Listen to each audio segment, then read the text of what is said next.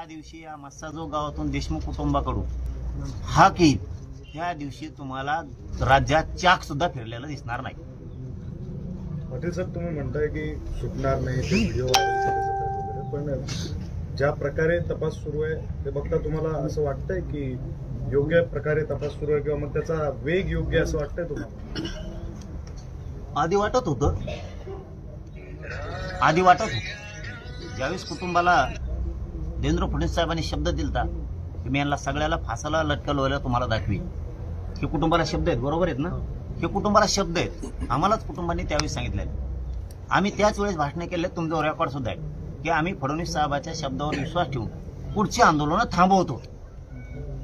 कारण राज्यात पूर्ण राज्य त्यावेळेस खूप उठाव करणार होतं, खूप सगळ्यात रोष होता. फडणवीस साहेबांच्या एका शब्दावरती सगळे लोक शांत बसले होते की होईल. पण आता वर्ष झालं तरी झालं नाही. याचा अर्थ तपास यंत्रणेवरती त्याचं ऐकून सरकार दबाव तर आणत नाहीये ना. कारण आणखी तो आरोपी फरार आहे. जो तो फरार आरोपी गोंधळे का गोंधळे कोण आहे काय नाही ते गोंधळे हे ते बिगर बापाचं कुठे गेले हे बघितलं पाहिजे सरकारनं लवकर. कारण इतकी क्रूर हत्या करणारे बाहेर फिरतेच कसं काय, आणि याला लपून ठेवलंय, हे कुठे गेलं नाही.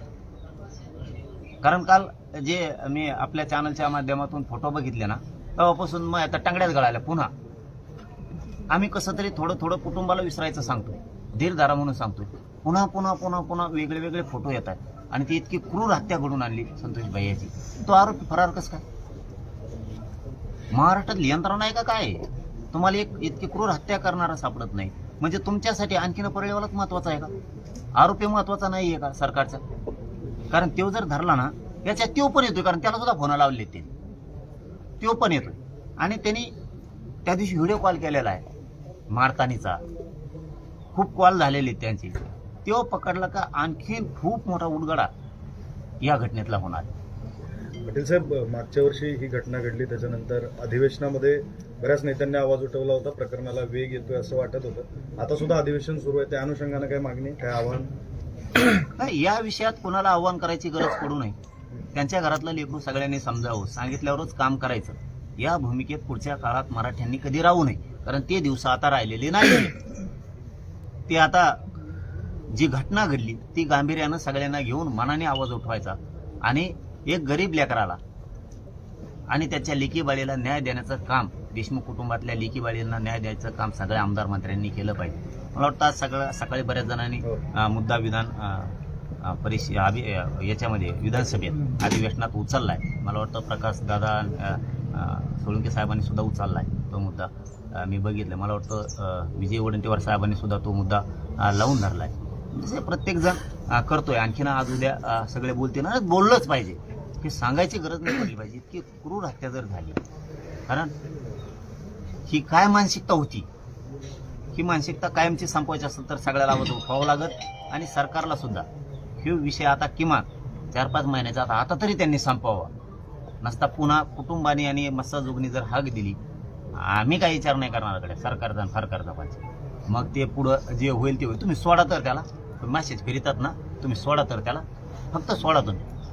आम्हाला जे बक्षीस द्यायचं दिसतंय बहुतेक महाराष्ट्राला देवेंद्र फडणवीसना किंवा अजित पवारांना, कारण ते अजित पवारांचा लय त्याचे मुख्य घेतल्याशिवाय जमान्याचा अजित पवारांना तेवच लागतोय. पण ही जनता लागत नाही, जी अजित पवारांवरती जेव्हापार प्रेम करते ती जनता नकोय. अरे ओबीसीत उताडाला नेत्याला तुमचा पक्ष मोठा करा, मोठे व्हा तुम्ही. असले नासके नालायक संघ घेऊन काय? ओबीसीचे नेते किती तरी त्यांना मोठा करा ना, तुमचा पक्ष मोठा व्हा, तुम्ही मोठे व्हा, उंचीवर जा. परंतु तुम्ही अशा क्रूर लोकांना जर सांभाळत असतात तर आम्हाला राग येणारच ना अजितदादाचा. का अजितदादाचा आमचा काय बांधाला बांध आहे म्हणून त्यांचा राग येतोय? तुम्ही चुकीच्या माणसाला जवळ घ्यायला लागलात म्हणून अजितदादाचा आम्हाला राग यायला लागला. काल तर ते त्यांनाच घेऊन गेलाय. मला चॅनलच्या बांधवांनी सांगितलं, ते परळीचं ते हेंगड, परत ते अजितदादा, फडणवीस यांची बैठक झाली जाऊन काल. आणि काय म्हणे तर आमची विकास कामावर बैठक झाली. विकास कामाचा आणि पोलीस महासंचालकाचा काय संबंध येतो? आणखी तर राज्यात नाही ऐकलो आम्ही. विकास कामाचा एखादा निधी किंवा काम करताना पोलीस महासंचालक तिथं लागतो म्हणून विकास कामाशी पोलीस संचालकाचा संबंध काय? म्हणजे आतून हे काहीतरी शिजवीत येत. आणखीनही फडणवीस साहेब तुम्हाला सांगतो आणि अजितदादाही सांगतो, नका पापात सहभाग घेऊ. तो शिजवायला आणि माणसं घुमवायला आणि ब्रेन वॉश करायला लय पक्का आहे.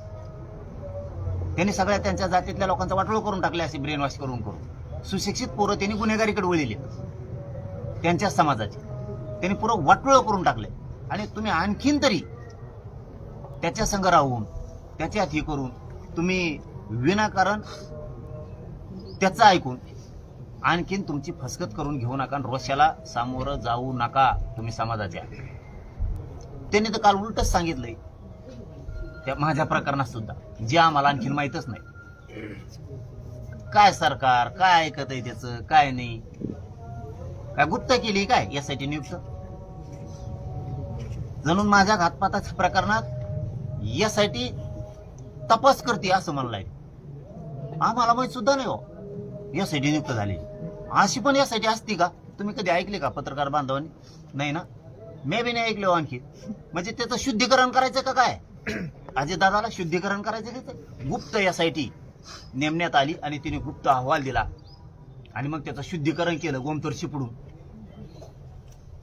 कारण वर्षावरती बाप्पा बसलेलेच आहेत. हे कोणते प्रकार असले यासाठी आम्ही नाही बघितले आणखी. काय नाही देणार आहे तुम्ही लोकाला? गुप्त यासाठी नेमली, ती गुप्त अहवाल देणार. सरकारने त्याची घोषणा नाही केली, आम्हाला कसं का माहित नाही?